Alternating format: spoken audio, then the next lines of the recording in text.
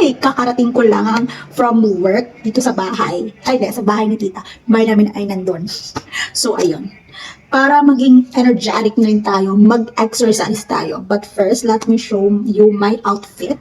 So, hindi ako maliligo dahil pagkatapos pa mag-exercise, ako maliligo. Huwag niyong i-judge. Magko-comment naman, ligo ka please. Sige, later, after mag-jogging. Pwede lang ba? Pwede lang.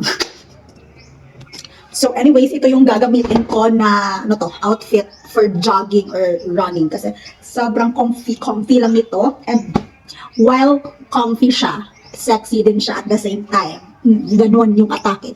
So para naman akong uod dito. Let's watch and see. Let's watch and see. Basta ganun. So ayun, ito na siya.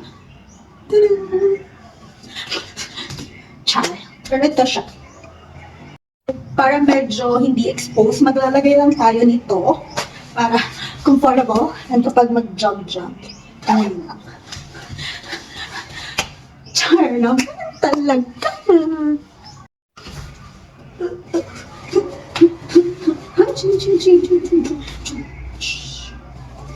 Char. So for the shoes, ito yung gagamitin natin for today. Kasi ito lang yung gusto ko na running shoes. Yung other one ko na running shoes, I don't want it. Ay, si Oki. Grabe, sobrang liwanag naman ng shoes na. Parang makadags ako today. This is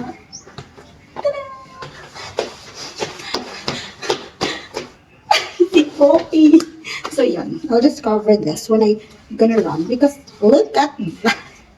Sobrang lusog. Sobrang busog.